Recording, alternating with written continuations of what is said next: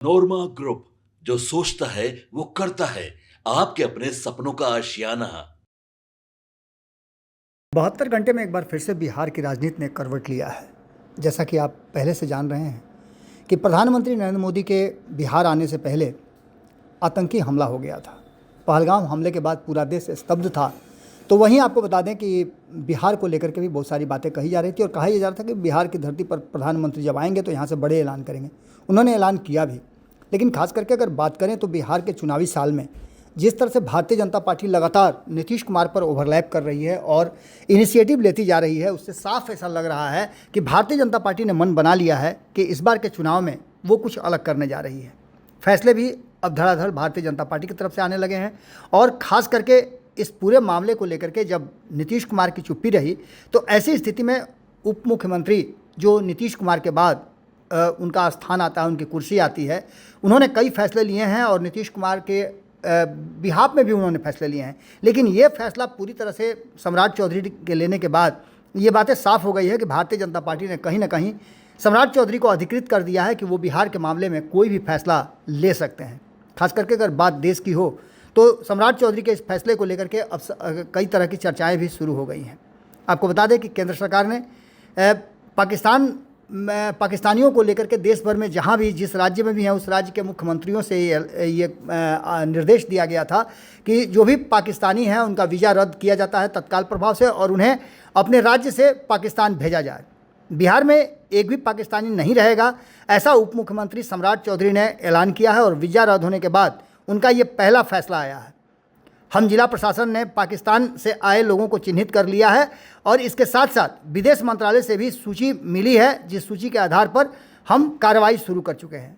आपको बता दें कि गृह विभाग ने पाकिस्तानी नागरिकों को जारी वीज़ा निरस्त करने संबंधी भारत सरकार के आदेश का पालन करने का निर्देश राज्य के सभी जिलों को और जिला पदाधिकारियों को दिया गया था। वरीय पुलिस अधीक्षक व पुलिस अधीक्षक को ये निर्देश दिया गया था और केंद्रीय गृह मंत्रालय से प्राप्त आदेश के आलोक में सभी डीएम और एसपी को यह निर्देश जारी किया गया था। विभाग के अनुसार भारत सरकार द्वारा पाकिस्तानी नागरिकों को जारी किए गए सभी वर्तमान वैध वीज़ा, चिकित्सा वीज़ा हो, दीर्घकालीन वीज़ा हो या एलटीवी हो, राजनयिक एवं आधिकारिक वीज़ा को छोड़ करके 27 अप्रैल 2025 से तत्काल प्रभाव से निरस्त किया गया था। पाकिस्तानी नागरिकों को जारी चिकित्सा वीज़ा को केवल 29 अप्रैल 2029 तक वैध रहेगा। इस संबंध में कोई नया वीज़ा जारी नहीं किया जाएगा। ये गृह विभाग से निर्देश आया था। गृह सचिव गोविंद मोहन ने शाह के मुख्यमंत्रियों से बातचीत के बाद वीडियो कॉन्फ्रेंसिंग करके सभी राज्यों के मुख्यमंत्री और मुख्य सचिवों से कहा था कि अपने अपने राज्यों में पाकिस्तानी वीज़ा में के तहत रह रहे जितने भी नागरिक हैं 27 तारीख को खत्म माना जाएगा और उन्हें तत्काल प्रभाव में एक्शन लिया जाए। राज्य को मिशन मोड में ऐसे नागरिकों की पहचान करके उन्हें वापस पाकिस्तान भेजने के लिए जरूरी कार्रवाई करने का निर्देश भी जारी किया गया था। हालांकि पाक नागरिकों का वीज़ा रद्द करने का फैसला हिंदू पाकिस्तानी नागरिकों को पहले से भी जारी किया गया है और एक दीर्घकालीन वीज़ा पर लागू नहीं होगा।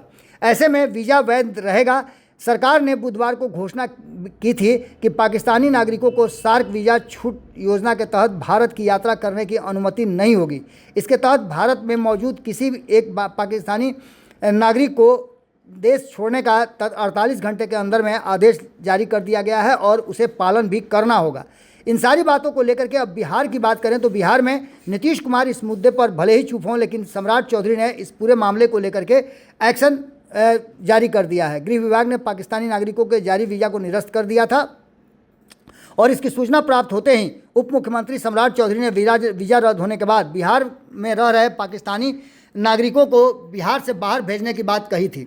आपको बता दें कि हर जिला प्रशासन ने पाकिस्तान से आए लोगों को चिन्हित कर लिया है। विदेश मंत्रालय से भी सूची मिली है। शनिवार को उन्होंने कहा कि जम्मू कश्मीर में के पहलगाम में 26 हिंदू पर्यटकों की हत्या के बाद भारत सरकार को आतंकवाद प्रायोजित करने वाले पाकिस्तान के नागरिकों का वीज़ा रद्द करने का फैसला लिया गया है। यह बिहार में भी पूरी तरह से लागू होगा।